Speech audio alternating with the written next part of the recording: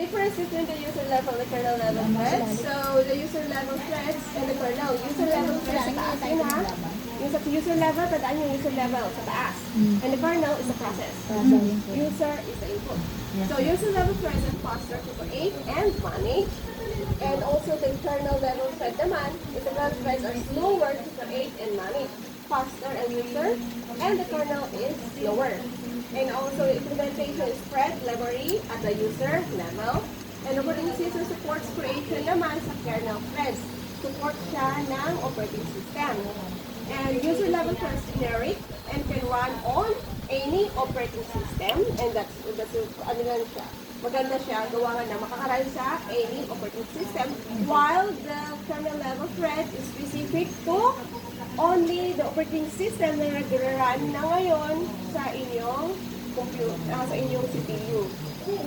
And multi-threaded applications cannot take advantage of multiprocessing, and kernel routines themselves can be multi-threaded. So the next natin, operating system is the memory management. Remember, ito yung mga operating system natin, components to ng operating system ha. Ito yung memory management, may file management tayo, meron tayong multi-threading, multitasking na mga processing na yun. And memory management is functionality of the operating system which handles and manages primary memory and moves process back and forth between the main memory and the disk during execution. Main memory, okay. Main memory is intact. Ano sa loob na siya ng system during the installation pa lang meron na siya. And then the other naman is the disk memory naman, yung ini-install natin din, nakita niyo sa loob, may ganito parang ruler. Yun, disk yun. Parang memory disk yun. Okay? So yun, yung kinukuha. And we have the memory management keeps tracks to each and every memory locations, regardless of either it's allocated to some processes or it's free. So it checks how many memories to allocate to the process. Sa memory kasi, kailangan may contributions yun. Kung ilan ang kailangan ng isang system na yon, or yung applications na yon, kung ilan lang ang pwede niya mailagay sa memory na yon. Kaya meron tayong memory management. Example, yung YouTube natin, may memory man yun. Kaya ilan ang memory or data niya na pwede lang doon sa system. And then we have the size when the process will get memory, at what time. It tracks whenever some memory gets free or unallocated, and then correspondingly, it updates the status. So this tutorial will teach you basic concept related to memory management. So the process address spaces natin. So the process address space is set of the logical addresses the process reference in its code, For example, when the 32-bit addressing, na ano niyo yun sa, meron kayong, binary. Sino naka-dito ng subject na binary? Sa math. Tapos na. Meron na kayo doon. So, alam niyo na 32-bit na. 64-bit, 32-bit, 128-bit. Alam niyo na yun. So, may ganun-ganun siya. 0, 1, 0, ganun. So, address can range from 0 to 0x to 7FFF. Kasi that means, yung yung addresses natin, meron tayong 32 bits and 64 bits. So, ito na kasi yung niya. So, that is 2 to the power of 31 possible numbers. So, for the total theoretical size of 2 gigabytes. 2 gigabytes is 2,000? 1 gigabyte is 1,000, diba? So, 2 gigabytes is 2,000 megabytes. Okay, so the operating system takes care of the mapping, the logical addresses for the physical addresses, logical and the physical addresses. At the type of memory allocated in the program, there are 3 types of addresses used in the program before and after memory allocated. So, sa memory allocated natin, mayroon silang 3 types of addresses. So, symbolic addresses. So, the address used in the source code. Source code. Ano yung SM? Ha? SM. Serial number. Number lang. So, the variable names, the variable names here, constant and instructional level at the basic elements of the symbolic spaces. Symbolic addresses, parang ganito siya. Symbolic addresses yan. So, every number nito, may mga symbols yan. May mga meaning ba? Ganun siya. And then number 2 is relative addresses. At the time of compilation, the compiler converts symbolic addresses into relative addresses niya, compiler. So the physical addresses naman, the loader generates these addresses at the time when a program is loaded into the main memory. Physical addresses siya, makikita mo na to. Ito na makikita mo kung ilan na nakukonsume ng isang file na yon sa system natin. Marami sa cellphone o sa laptop niya. So virtual physical addresses are the same compile time and loaded time address filing scheme. Virtual, VPN, yung mga VPN natin o virtual natin, hindi natin makikita yon pero pwede siya, accessible siya. And virtual physical address differ execution time by a binding scheme. So the set of logical address generates the program's refer to logical address space. Tandaan niyo yung mga ganito ulit ha. Yung mga highlighted term, mga term nila. So the set of physical address corresponding to these logical addresses is referred to the set of all physical address corresponding to these logical addresses is called a physical address space. Pero logical naman, all logical address generated by program. Okay? Generated program. So the runtime Ako, must be 38. virtual physical address done by the memory 30. management unit or we call it MMU. Abbreviation na MMU is Oh, no. Memory Management Unit. Ay, 34 pala ako. Hardware device. 40 something. So MMU uses the following mechanism to convert virtual address to physical address. So the volume every address generates by user process which reaches as the offset Inggit na naman to. at the time of the send of the memory. Pag-exam, dyan siya nagpagitna sa inyo pag wala Sa cellphone rin. nyo meron yung IP address. Oh. Yun. Ayan na naman si 101. Yan. So 101, mga ganun. Hindi, may numbering naman po. So IP number na po. Yeah. So yung offset na tawag is the integer value representing the distance between the numbers and the words. So in between the numbers, in between the numbers and the words. In between the numbers and the words. Iba na letter na ito. So between the numbers and the words. Yun ang offset. Yun ba yung ano number mo? Sabi mo na yung Distance away lang ko. siya between the distance ng Katabi ko. number of bytes and the words. So from the base address of the specific to target location within a memory signal, page or file. The distance representing the distance, yun ang offset. Representing the distance ng address ng address natin sa yung word natin. Word nga yung sa may address number yun.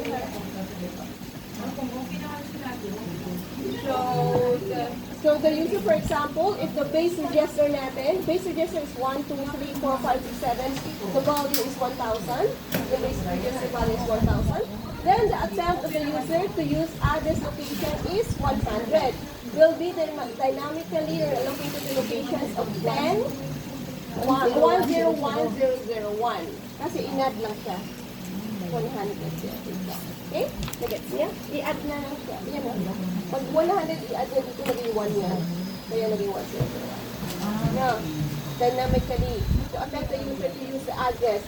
Pero may register natin is 1,000, tapos yung user address location natin is 100. So may 100 tayong locations, pero meron tayong register value ng 1,000. So i-add yun.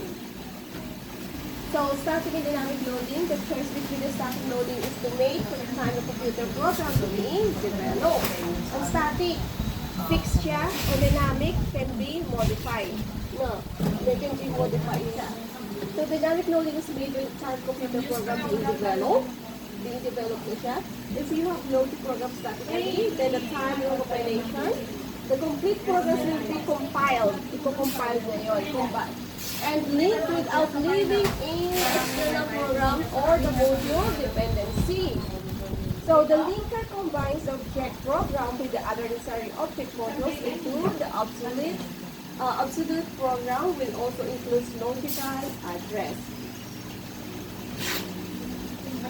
So if you are writing a dynamically loaded program, then your compiler will compile the program and all the modules which you want to include dynamically. Only references will be provided when rest of work is done of the next execution. So, magiging reference siya, and then magiging, matatapos siya for the next execution. Iko-compile niya yun. Iko-combine niya yun sa lahat doon para magiging na siya. Is either static or dynamically loading.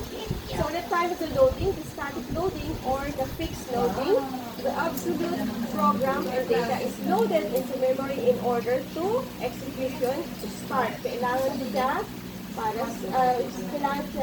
for the execution to start sa loading. How about sa dynamic loading naman? Dynamic routines in the library are stored on a disk. On a disk siya, no? So parang virtual siya. Ito naman sa disk mismo na hardware. This is looking from the loading into memory only when they are needed. So only memory when needed. Example ito. Example lang natin ito ha.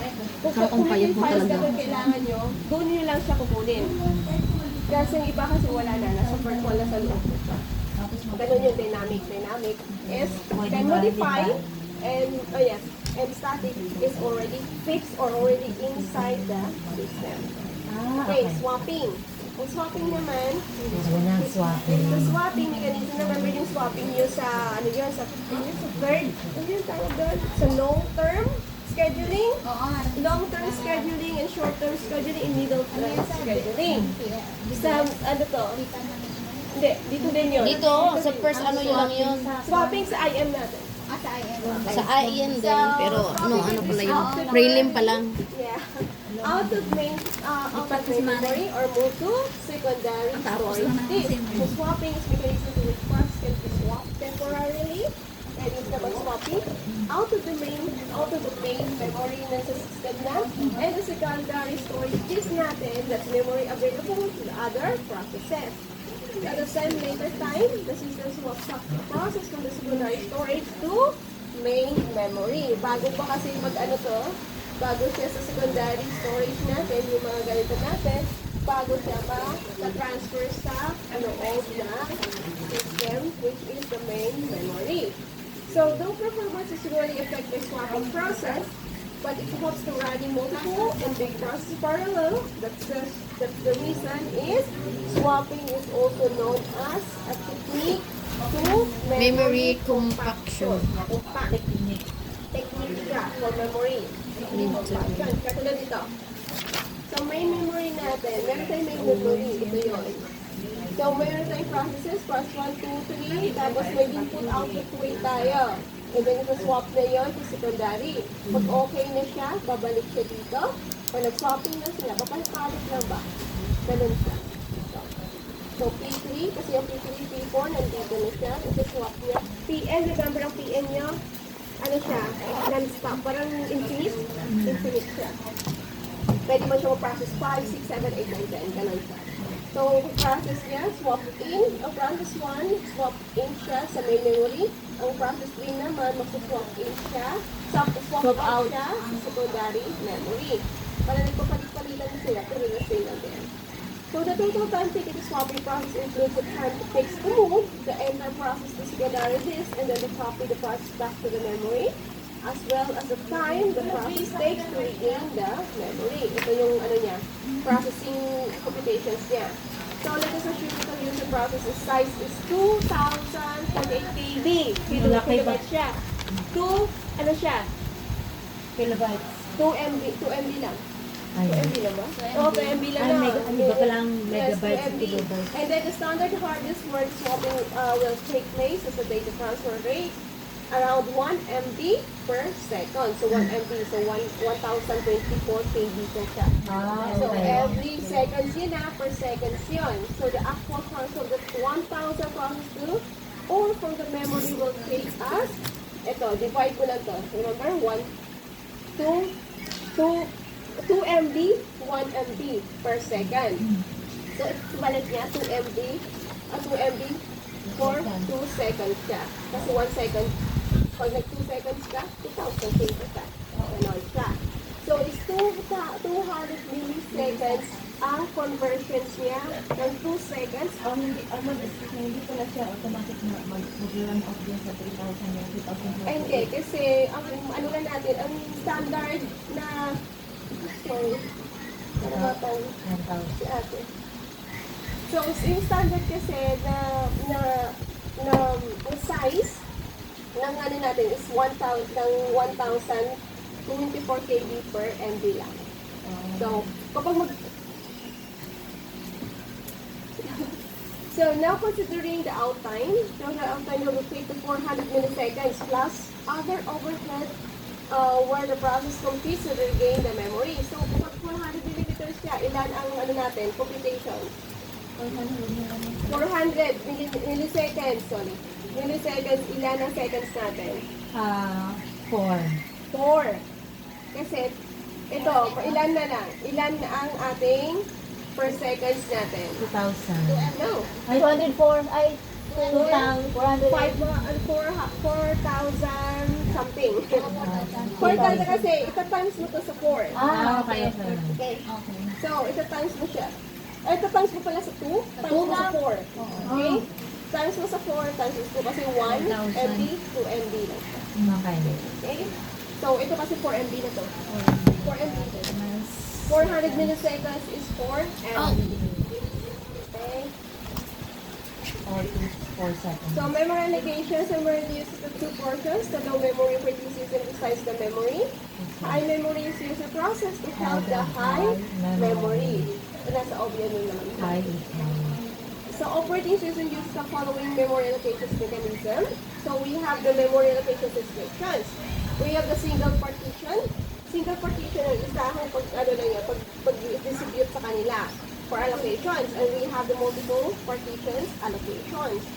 So this type of allocation is single. It's allocation register scheme is used to protect the user process from each other. May sarili siyang sa register pa lang natin isa pa lang yun.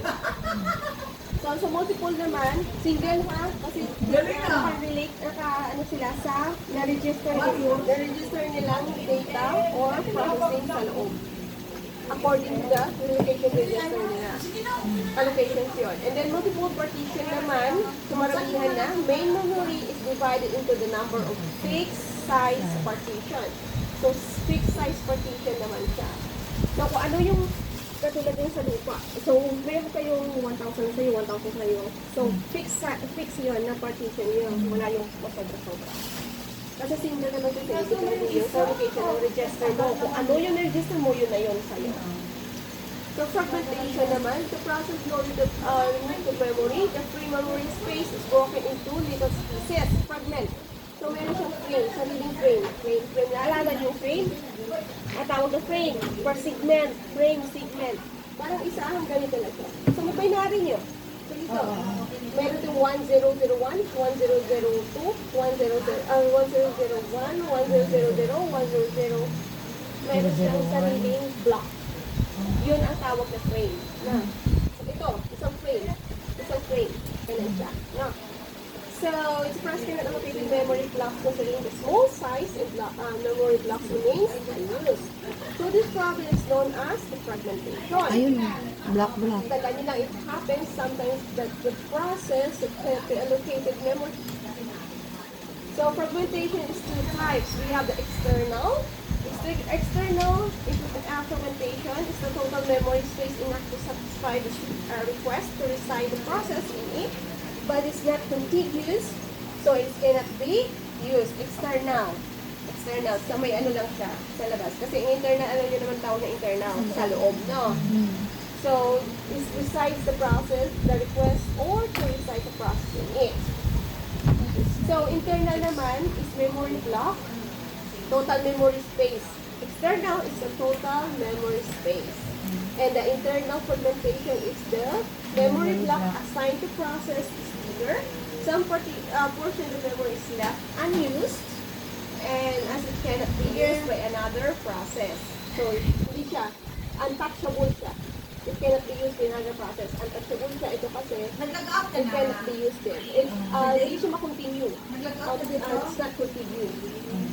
So the process program, ito na. Ito yung tawag ng fermentations in a frame. Isang frame lang ito.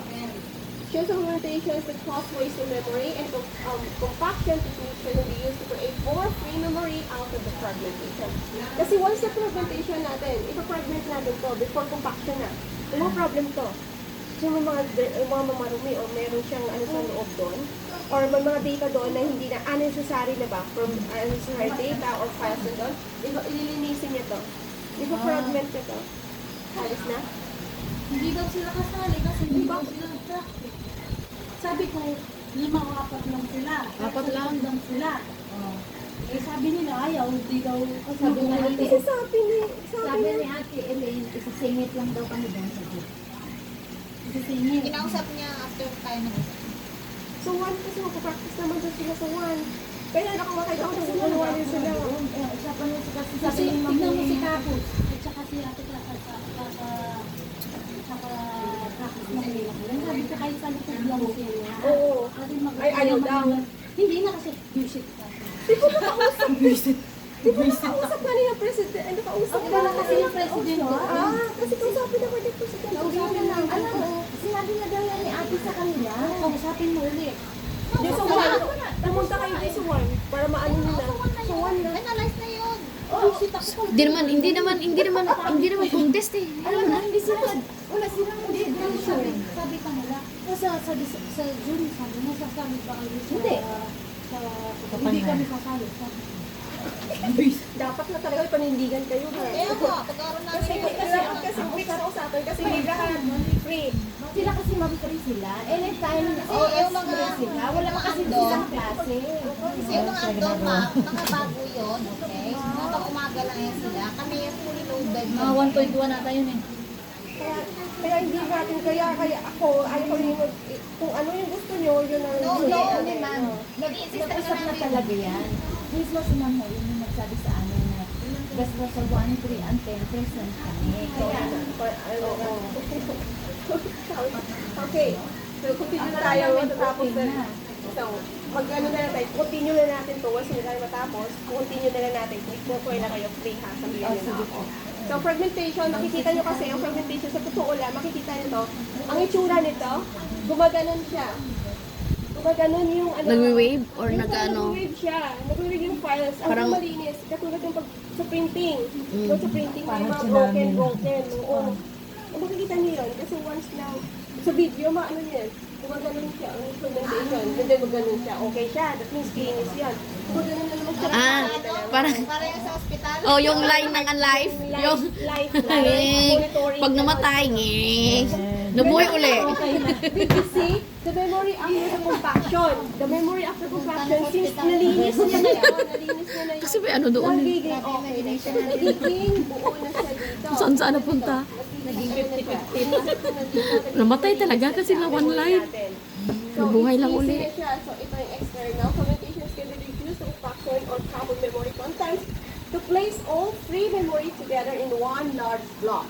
So na, memory, ito yung memory natin. Compaction ba? wala ko yan Isahan yung na dumi lang. na nalinis na. Ako din, akala ko yan yung dumi na Hindi nalinis yun yung na. mga data or files natin. So, yan. ito So, yung memory. empty, ma'am, yung isa. Empty. Empty na So, yung ito, blow. kasi nag-broken siya eh. So, nag-broken siya. And then, nilinisin niya yan. Memory before compaction, no? Ito yung memory natin, pinuto. Ito kasi, example na yan, na-delete. Ito kasi, yung di-delete na natin. So, naka-function pa rin siya ng memory. So, kailangan, kasi para malinis yun, i-fragmentation natin para ma-ano siya, ma-occupy yung ibang magiging malaki ulit yung space natin or memory natin. Kaya, nagka-combine siya dito.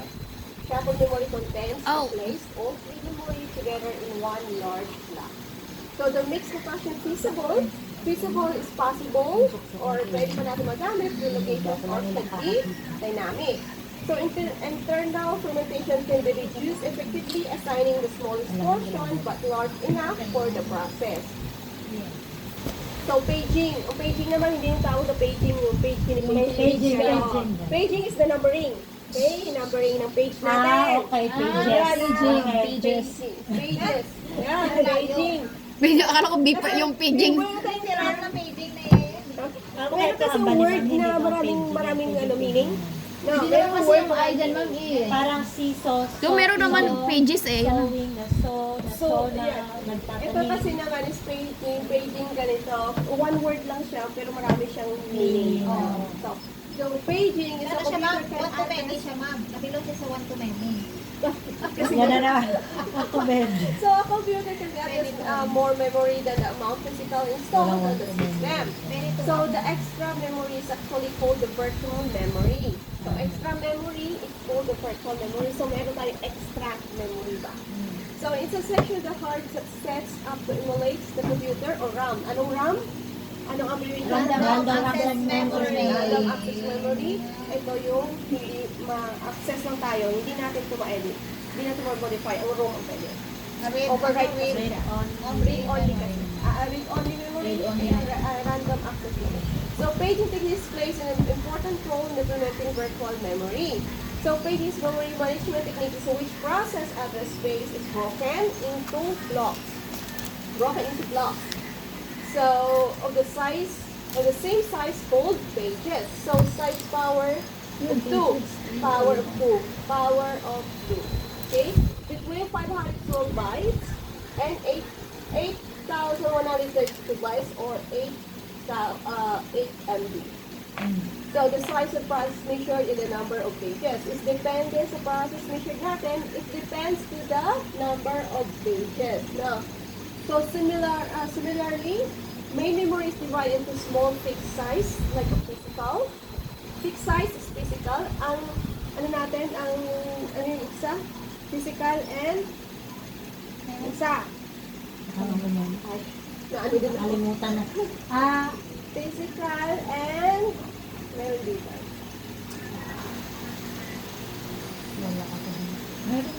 Meron kanina. Na ano ko lang din. Ito.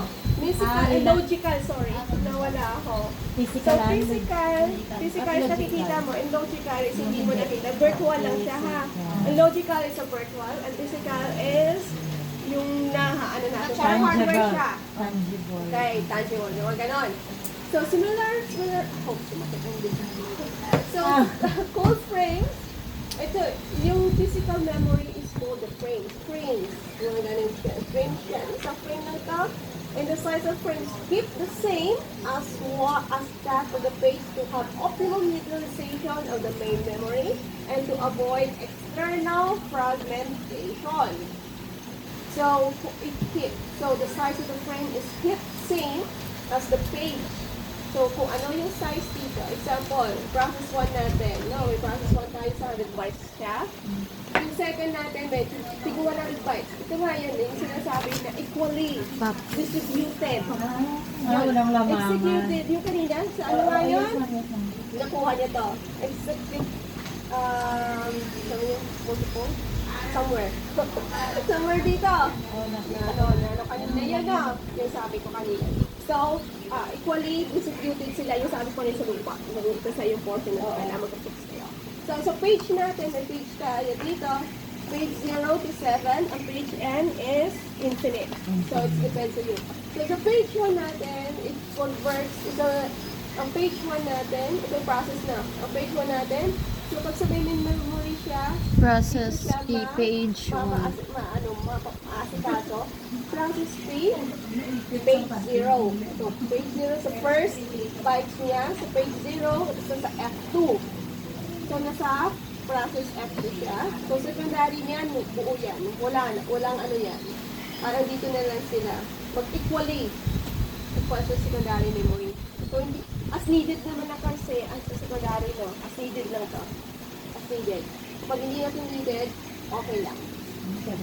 Hindi naman siya ano, kasi sa main memory lang tayo. Remember yung second, ano natin, yung ito lang. So, address association, translation sa page address is called logical address. Remember, logical is parang virtual na siya.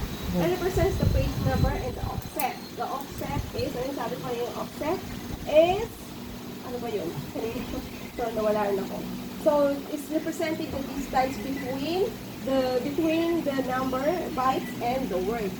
So, logical address. The like a virtual equals to page number plus the page offset. Page offset niya. Okay. Paano niya mamaya dito? So page number, and the frame number. So, meron tayo, so sa logical, so the frame address is called the physical address naman. So logical niya, page number, and the page offset. How about the physical address naman, says the frame number. Logical, page, and the physical is the frame. Okay. Frame. So physical address is the frame Page number, number, or frame the number. page offset. So the data structure code of page map table. Ito na yung page map table niya. It used to keep track the relations between the page of the process and the frame of physical memory. Page map, ito yung tatawag na page map natin. Page map table. Example, CPU. CPU na.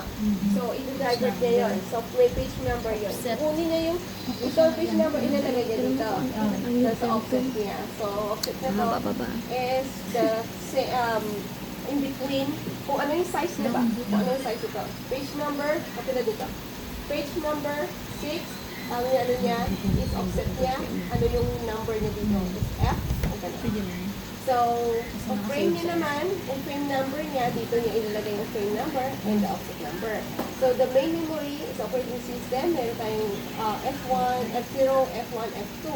So, nasa loob siya ng F2 na main memory. Ang kung ano man tunuinan natin, yung na-allocate natin sa system natin. Tandaan nyo lang yan. Page map table. Tandaan mo na. PN and FM. 20% will be the Page same. number and frame number. Yes. So when the system is allocates the frame to any page, it translates the logical address into the physical address and create entry to the page table to be used throughout the execution of the program. So, entry niya lang to. Pag entry, lagyan nila ng page number. Ito pala, page number nito, makikita mo na doon. Sa same lang din sila ng frame number. May mga numbering kasi yun. May numbering siya. Makita niyo yun during the, parang serial ba? Parang mga ganun. May sarili silang number para sa processing. So, it tries to logical into the physical address. When the process is to be executed, the corresponding pages are loaded into available memory frames. So it's supposed you have a program 8 KB, but your memory is accommodate only 5 KB lang at given point of time. So kapag 8 KB, ang kalakihan ng yung program nyo is 8 KB, pero yung allocated na nila is 5 KB. So may kulang pa kayong 3 KB. So hindi siya pwede siya. So given point of time, the operating concept will come into picture. When the computer runs out of RAM, ito naman, maging mahina na yung computer nyo. Pag-out na to, or magdagdag kayo ng another memory para lang ma-accommodate nyo lahat ng files or data nyo na nakapasok doon sa system. So, meron silang dalawang slot dyan eh. May dalawang slot yan. Cute. So, pag dagdag nyo, may 8 GB, may another 8 GB, so you have 16 GB na siya. Magkano yan? So, in the Binigay page lang. the pictures, when the 50? picture has a RAM, Oh my the gosh. system will go idle. 50 Magiging yung... na siya, magiging tamad na siya, parang loading na lang ba? Ganun siya, parang mag-idle na siya, joke lang. maghihina. So unwanted pages of memory, secondary memory, to free up the RAM to other processes and brings them back when they needed the program. So maghahanap siya ngayon doon ng space para na mailagay lang yun. So unwanted pages of the memory, secondary memory, kaya meron tayong secondary memory. Pwede na to. Hindi na kasi to. Pwede na nga ni. Magano ka lang, so loading siya, pero meron, kung gusto mo, meron siya kasi may internal memory tayo, at saka external, yung chips natin, yun, pwede mo save yun, or save mo siya sa, pero wag yung punuin ang internal nyo, kasi doon, naka-install na kasi yun sa system. Yung sa system yun na yun, once na mapuno na yun, mababagal na yung lahat ng system yun. Kasi yung memory nyo naman, yung chips, pwede nyo matanggal, tapos palitan nyo ulit, tapos save nyo ulit. Ganun lang siya. Oh, yung memory pwede naman. Wala tayo ngayon dyan, pero meron na kasi, dati kasi meron. Oh, SD Ay, card may yan SD card dati. Ngayon kasi meron na tayo, Wala na yung secondary. SD card ngayon, no? Meron yung maliit na memory na Meron. meron. Sa loob na siya. Ngayon, kaya wala na tayo. Ano ba? So, hindi na makita. So, Ito yung isa doon, meron pa eh. Yung akin. So this part was used to remove Ito dito. the program where the OS keeps the Kaso hindi ko the nilagyan. idle Ah, page meron from the pala. main memory Oh. and write that into the secondary memory. Natanggalin nyo ngayon yung mga hindi unwanted na or unnecessary na inilagay nyo yun sa secondary memory para magiging okay yung first natin, yung main memory natin. Kaya meron tayong fragmentation. So advantages of the paging. Here are the list of advantages of the paging. Paging reduces external fragmentation but still suffers from internal fragmentation. Paging is simple to implement and assume as efficient memory management technique. And due to equal size of the paging frames, swapping becomes very easy. Of course naman, isahang ano lang sila. Same equal lang sila, diba? Kanina, yung sinabi ko doon. May where sa 100 lang siya, 105. And then, si-practice nyo doon sa frame or sa paging. And then, directly na siya. Indirectly equal size siya. So, page table requires extra memory space, so may not be good for the system having a small RAM. So, hindi siya good. Hindi siya maganda sa small RAM lang. Kailangan malaki ang RAM natin. So, ayun. Tapos ano na? Ano tayo? Part 2. Oh, part 2 na, yes. Segmentation sa memory management technique, which is the job is divided into several segments. So, segments natin, meron tayong segment size, one for each mode contains pieces that perform related functions. Each segment is involved with different logical address space for the program. Segmentation, meron tayong example sa drama nyo. May segment tayo na nakaupo lang kayo, nagkwentuhan. May other segment sa table kayo. Nagchismisan. Nagchismisan. Mga ganun ba? Depende sa segment natin. Processing yun ha. So when the process responding segmentation are loaded into non-contiguous. So when we're through, every segment is loaded into contiguous block available in the memory. So segmentation is memory management works that's similar to paging, but here segments are variable length, wherein the paging pages are fixed of size. Fixed of size, similar na kasi sila na paging, kaya fixed size na sila. So the program segments contains the program main function, utility functions, data structures, and so on. So the operating system maintains a segment map table. So we have the what we call sa taas natin kanina, sa page map table natin, which is very simple lang siya. And meron din tayong segment map table. As for every process and list of three memory blocks along with the segment numbers, their size and corresponding memory locations in the main memory. For each segment, the table stores the starting address of the segment and the length of the segment. And the reference to the memory locations are located, the value of segments, the value that defines the segment, and the offset. So we have the three segments in other. So ito na, so yung numbering natin. So the other one, the size of the segment is 400, and the memory address is 100. So i-allocate nyo ngayon yan dito sa 100. And then the other, number 2 naman, we have the 500. So, i-locate niya sa 500 din. It depends on the memory address, no? Hindi pala siya sa size, no? Hindi siya size. So, may memory siya. Kasi, doon na siya makaya niya. Makaya niya lang na memory ang manual. 800, dito siya sa 800 din. Sa NM, alam niyo naman yun sa NM. Hindi siya sa sizes. Sa memory siya. Kasi yung sizes niya is 400. Pero ang memory address niya lang kasi 100 only. Memory address is different sizes. Memory address. Yung remember yung memory sa 10001 na gano'n. Gano'n siya. So, operating system memory niya, hanggang dito lang siya. Kasi yun na ang kailangan niya sa addresses niya. So, yun ang ating part 1.